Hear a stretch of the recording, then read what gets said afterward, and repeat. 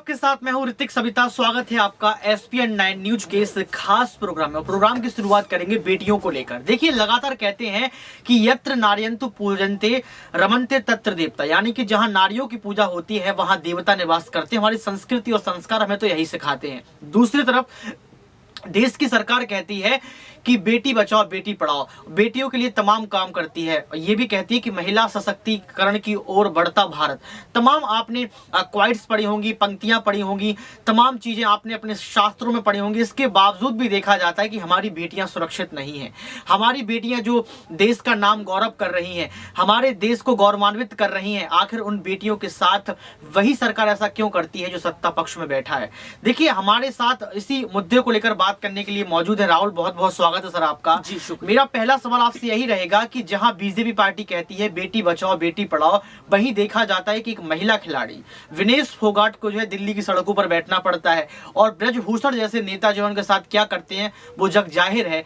क्या BJP party इनका इस्तीफा लेगी, पहली चीज, और बीजेपी पार्टी क्या अपनी पार्टी को खंगोलेगी? क्योंकि बार बार ऐसे नेताओं को जो है पकड़ा जाता है। चाहे मनोज मित्तल की बात कर लो, चाहे श्रीकांत त्यागी की बात कर लो, चाहे अजय मिश्रा टैनी की बात कर लो, चाहे अभी जो सामने आया ब्रजभूषण की बात कर लो। आखिर इन नेताओं को बीजेपी पार्टी अलग क्यों नहीं करती है? राहुल जी देखिए, बहुत बहुत शुक्रिया सबसे पहले तो। और देखिए, अगर आज बात करें ब्रजभूषण पर बहुत सारे ऐसे आरोप हैं जो लगातार लगाए जा रहे हैं, महिला पहलवानों के द्वारा लगाए गए। लेकिन अब खबर यह है कि अब पूरा मामला हाई कोर्ट में जाएगा, क्योंकि अभी तक मामला कोर्ट तक नहीं पहुंचा था। लेकिन अब जिस तरीके से माना जा रहा है कि ब्रजभूषण सिंह जो है, मैंने कई खबर उनके लेकर की भी है, जिसमें कई संपत्ति को लेकर बात है, कई संपत्तियां, कई गाड़ियां उनके पास है, स्कूल कॉलेजेस वो चलाते हैं, अखाड़ा वो चलाते हैं जिसके प्रमुख है। और देखिए, उनका जो पूरा परिवार है वो राजनीति में है। उनकी पत्नी जो है वो राजनीति में, उनके बेटे जो है वो लगातार जो है विधायक बन रहे हैं, लगातार बीजेपी से चुनाव जीत रहे हैं। तो जिस तरह से हम देख रहे हैं कि आज के वक्त में देखिए, खेलों को लेकर अगर हम बात करें, हमने खेलों को लेकर बहुत सारी पढ़ा होगा, बहुत सारा अगर हम देखें खेल को हमारे देश में बहुत ज्यादा ऊपर रखा जाता है। हमारा जो राष्ट्रीय खेल है वो हॉकी है। और शुरू से हम क्या देख रहे थे कि सरकारों का जो रुझान था वो था कि खेल को आगे बढ़ाया जाए। पहले हम क्या देखते थे, केवल दो ही खेल को महत्व दिया जाता था, या तो लोग स्टार्टिंग से क्रिकेट देखा करते थे या हॉकी का मैच देखा करते थे। इसके अलावा टेबल टेनिस में अगर बात कर लूँ, बैडमिंटन की बात कर लूँ, या अगर कुश्ती की बात कर लूँ, तो ये खेल नहीं थे। लेकिन जिस तरीके से धीरे धीरे मैं देखिए सानिया मिर्जा की बात करना चाहूंगा, किस तरीके से भारत को उन्होंने बहुत न सिर्फ आगे रिप्रेजेंट किया, बिल्कुल। इसके बाद देखा जाता है कि ऐसे जो नेता तमाम जो ब्रजभूषण का मैं जिक्र करना चाहता हूं, मैं आपसे ये पूछना चाह रहा हूं कि ब्रजभूषण जैसे नेताओं पर बीजेपी कार्रवाई क्यों नहीं करती है? पहला सवाल मेरा ये रहेगा सर आपसे।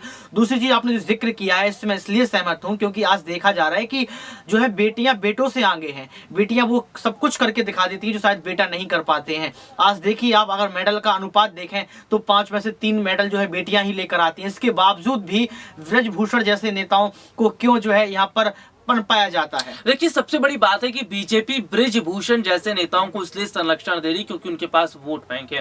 भाई, अगर आप बुलडोजर चलाते हैं, अगर आप कारागार में बंद कर देते हैं, अगर आप सजा सुनाते हैं, तो आपने बीजेपी नेताओं के लिए क्यों नहीं बुलडोजर चलवाया, उनकी संपत्ति क्यों नहीं कुर्क किया, इन पर सीबीआई या तमाम तरह की सरकारी एजेंसी क्यों नहीं बिठाई? भाई, आपने कुलदीप सिंह सेंगर को अभी तक फांसी नहीं दी है। इसके अलावा अजय मिश्रा टैनी, आशीष मिश्रा टैनी, हर कोई जानता है। अगर बात करें तो जिस तरीके से हमने उत्तर प्रदेश में देखा कि कई बीजेपी नेताओं को रंगे हाथों पकड़ा गया। अगर हम बात करते हैं मध्य प्रदेश में शिवराज के रहते आंगनबाड़ी का घोटाला हुआ है, स्मृति ईरानी की बेटी जॉयस ईरानी, जिनका गोवा में अनलीगल तरीके से रेस्टोरेंट बार चल रहा था। भाई, यहाँ पर हम देख रहे हैं कि आज बीजेपी के नेता करें तो ठीक है, विपक्षी पार्टियां जो है वो अगर जनता की बात करें तो गलत है। यानी कि आज हम देख रहे हैं काला बाजारी जो है, जो भ्रष्टाचार है, वो बीजेपी के अंदर इस हद तक फैल गया है कि सरकार, प्रधानमंत्री नरेंद्र मोदी ने एक वक्त में क्या कहा था, ना खाऊंगा ना खाने दूंगा। यानी कि वो खुद कह रहे थे कि मैं खाऊंगा नहीं, और खाने किसको नहीं दूंगा? विपक्ष को। लेकिन हमारे अपने मंत्री, नेता, संतरी सब खाएंगे तो कोई दिक्कत नहीं है। क्योंकि देखिए, राफेल जैसा घोटाला हम देखते हैं होता है, इसके अलावा सरकार कहती है काला धन वापस आएगा, नहीं आया। नीरव मोदी, विजय माल्या, तमाम ऐसे बड़े बड़े कारोबारी जो गमन करके भाग गए, आज तक नहीं आए।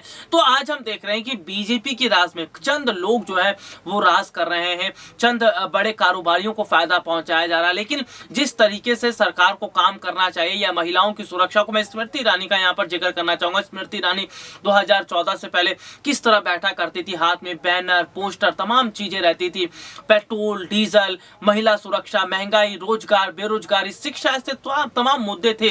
लेकिन 2014 के बाद क्या हुआ? आपने महिला के कितने मुद्दे उठाए? आपने हाथरस के मामले पर कितनी बात की? आपने बिल्किस बानो का कितना मुद्दा उठाया? आपने उत्तराखंड में अंकिता भंडारी का कितना मामला उठाया? आपने जो है दिल्ली में कंझावला कांड हुआ था उस पर कितना जो है बात की? आज दिल्ली के जंतर मंतर पर महिला पहलवान है, उन पर कितनी बात करें? देखिए, महिलाओं में भी अगर मैं बात करूं तो स्मृति ईरानी जो है वो ये देखती हैं कि जहां पर हमारी सरकार है या जहां पर हमारी सरकार से जुड़ा मुद्दा है वहां पर चुप रहो। क्योंकि जब उनसे पूछा जा रहा था कि स्मृति ईरानी से पूछा गया कि भाई आप महिलाओं के बारे में क्यों नहीं बोल रही, आप खुद एक महिला, कह रही मैं राजनीति में ज्यादा बात नहीं करना चाहती। आपने स्मृति ईरानी का जिक्र किया, लेकिन ब्रजभूषण पे हम वापस आते हैं। मैं ये पूछना चाहता हूं कि ब्रजभूषण जैसे नेताओं का जो मामला आपने अभी जिक्र किया था कि सुप्रीम कोर्ट पहुंच गया है, सुप्रीम कोर्ट पहुंचने के बाद आपको एक चीज और भी याद होगी कि हमारे देश के जो बड़े मंत्री जिनका लगातार प्रमोशन होता रहता है, अनुराग ठाकुर, उन्होंने महिला नेताओं को जो है महिला खिलाड़ियों को जो है डिनर पर इनवाइट किया था।